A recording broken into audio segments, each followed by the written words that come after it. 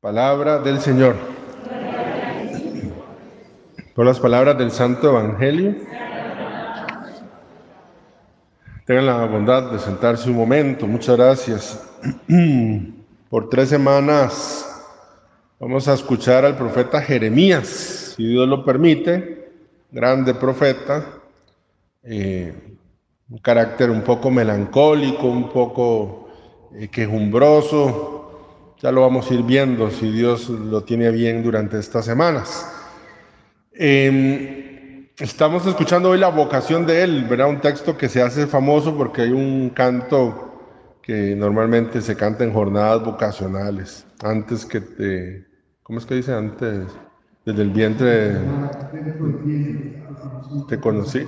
Ese texto que se hizo un canto y que lo conocemos, una gran verdad. Yo quisiera señalar 2 cosas de este texto. Primero, ¿qué problema es en el cristiano la excusitis? La itis en griego significa inflamación, ¿verdad? Por eso nuestras enfermedades terminan en itis. La excusitis es esa enfermedad en el bautizado que siempre tiene una excusa para todo. Hoy Jeremías, él pone una excusa. Cuando lo llama, le dice, Señor, pero es que yo soy muy niño, soy un muchacho, ¿verdad? Y entonces el Señor le responde a eso, ya voy a decir algo. Pero como que eso es presente, el excusitis es aquella argumentación que uno dice que no tiene mucha lógica, sino que es solamente para quitarse el tiro. La excusitis, que es que si está haciendo mucho frío, que es que está haciendo mucho calor, que es ya muy tarde, que es que nadie va, es que no sé. Digo para no decir que no, para yo quedar bien, como para qué digo yo, ¿verdad? La excusitis no permite que nuestro bautismo crezca. La excusitis queda allí, ¿verdad? Queda allí, hace que la semilla caiga y no eche raíces, sino que quede allí. Cierto, hay justificaciones. Y uno puede, frente a una invitación, frente a algo, uno decir una justificación. Y eso quiere decir, esto me está justificando, es decir, es justo lo que yo estoy diciendo. La excusa es un poco más visceral, más emocional, más hipócrita, digámoslo así. Y miren que estoy hablando de excusas verdaderas, con argumentos verdaderos y no mentirosos, ¿verdad? Porque eso ya no es excusa, es mentira, ¿verdad? Aquella famosa de que vino el polaco, ya no existen los polacos, ¿verdad? Pero que vino el polaco a cobrar y entonces le dice la mamá al chiquito, ¿verdad? Dígale que no estoy. Y todo el chiquito le va a decir al polaco, sí, mi mamá que no está, ¿verdad? Eso no es una excusa, es una mentira. No son las excusas, ¿verdad? Triste, cuando la invitación es tan alta y la excusa tan pobre. Nos hace pensar que de pronto esta invitación no es tan importante en la vida de los demás, de lo que Cristo nos dice, ¿verdad? Como yo le digo a usted, mire, es que véngase hoy a la parroquia, le tengo unos 20 millones que le quiero regalar. Y usted me diga, ay, no puedo, tengo un uñero. Viera cómo es que cuando doy el paso, veas cómo me duele. Se viene con todo y dedo arrastrado, ¿verdad? Pues yo le digo, mire, es que hay una reunioncita, ay, viera, padre, cómo tengo el dedo. Eso sí le detiene, es eso a lo que me refiero. Y no digo que no tenga un uñero, a mí a cada rato se me hacen y cuánto duelen. Excusitis, usted revísese, la excusitis es una enfermedad que contagia. Además, si usted tiene excusitis, contagia a los demás. Cuando usted se da cuenta, los demás también se están excusando. Y usted le va a dar cólera, porque ¿por qué están poniendo tanta excusa? ¿Verdad? Creo que una forma de sanar la excusitis es duro. Justifíqueme, diga por qué es que no va a ir. Que a veces yo, cuando alguien que no va a ir a una reunión, entonces yo digo, pero dígame por qué. Y entonces alguna vez me han dicho, pero es que usted no es mi papá, como para que... No soy su papá. Pero arguménteme a ver, ¿qué es el asunto?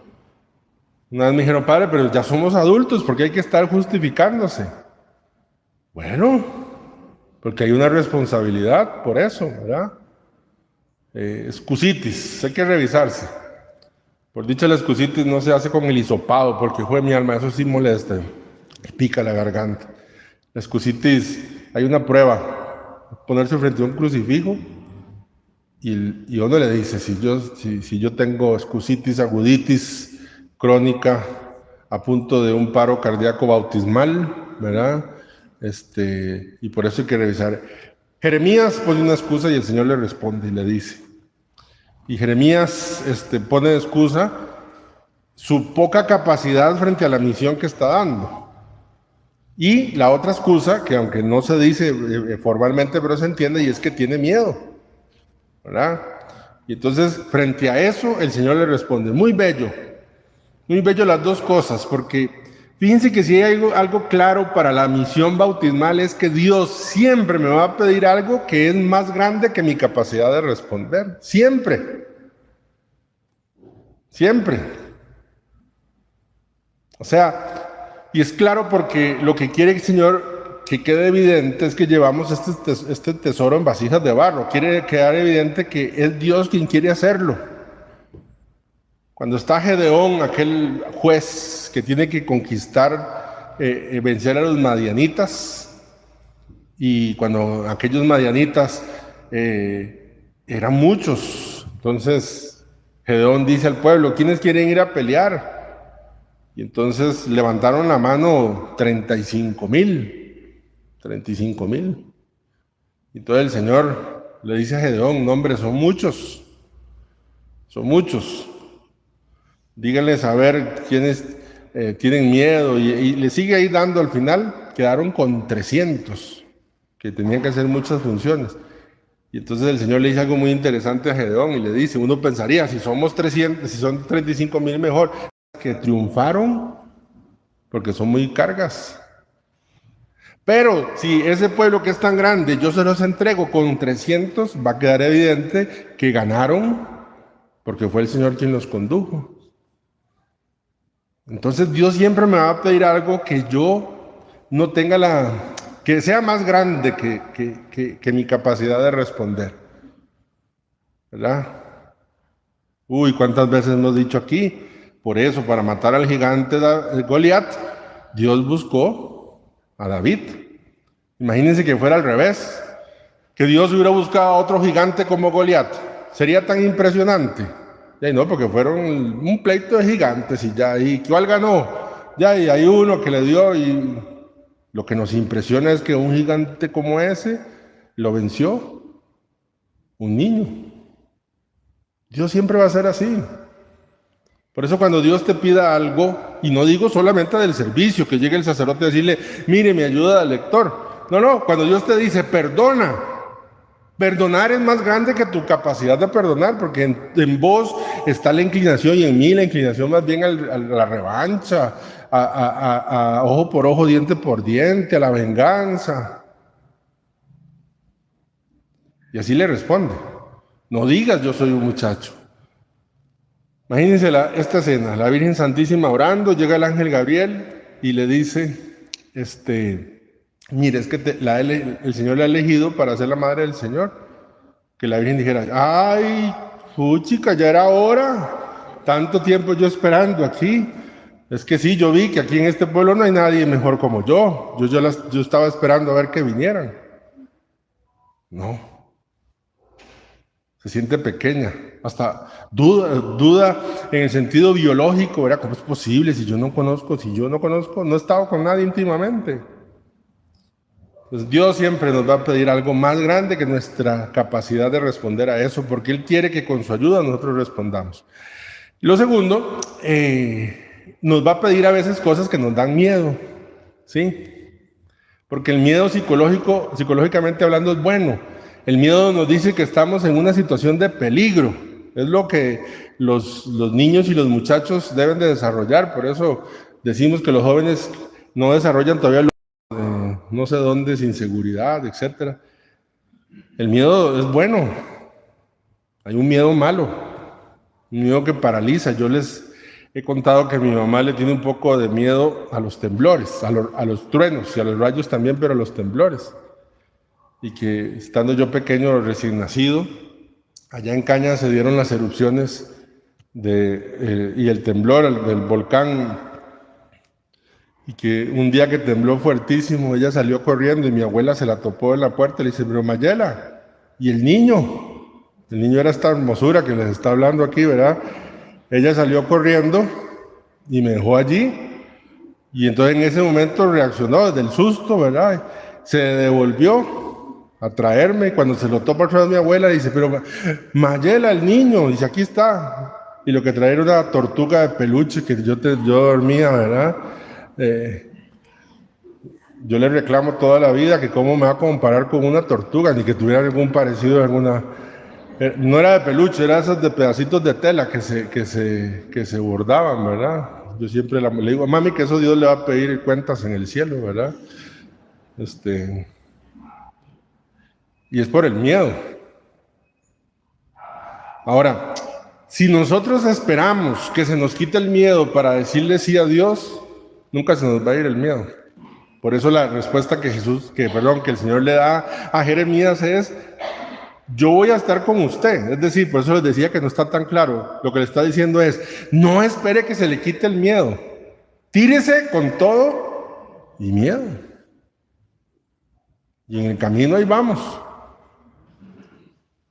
Yo tengo 17 años de ser sacerdote y casi en todas las misas antes de empezar me palpita el corazón como un susto, como una cosa.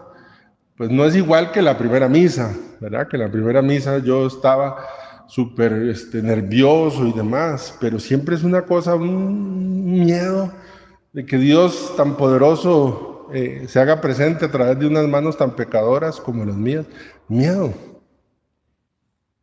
Usted tiene que lanzarse con todo y miedo. Yo pienso, por ejemplo, alguien que está aprendiendo un idioma. La gente a veces no aprende un idioma porque no se le quita, o sea, tiene miedo. Es que si digo la frase mal, lanzarse con miedo, decir cosas raras para hablar de idiomas, por ejemplo. El miedo, hay un miedo que es malo, un miedo que paraliza, un miedo que se vuelve excusa, ¿verdad? Que se vuelve excusa. Ese miedo es malo. Y el Señor le dice, no tenga miedo, yo voy a estar con usted. Lo que yo diga usted va a decir, porque yo lo mando para que usted destruya, para que usted luego también construya también. Entonces, revisemos nuestro corazón, nuestro bautismo. ¿Cuál es la excusa? La excusitis, aguditis, que está poniendo en peligro nuestro bautismo, peligro, digámoslo así, nuestra vivencia bautismal. Que sí, que hay cosas que de las que usted argumenta seguro son verdad, pero eso puede tener una solución distinta, como lo dice el Señor, su presencia allí, ¿verdad? Su presencia allí. Termino con respecto al Evangelio, quizás la parábola más conocida. Durante estos días vamos a estar en el tercer discurso de Mateo, que es el discurso de las parábolas. Y esta parábola está dirigida no a quien siembra, sino la tierra. Por eso la pregunta, la expresión del final es, el que tenga oídos que oiga. Yo termino, pregúntese, ¿qué tipo de tierra es usted? ¿Qué tipo de tierra? ¿Verdad? La verdad es que la semilla, la gracia de Dios, siempre cae en todo, pero también depende de mi actitud, ¿verdad? Depende de mi actitud. ¿Qué tipo de tierra soy yo? ¿Cómo quiero yo que dé fruto? Cuando usted va a sembrar, yo veo los tips que ponen, ¿verdad? Que siembre cuando la luna está no sé qué, y la tierra le dan vuelta, y la abonan, y la preparan, y entonces, porque hay deseo.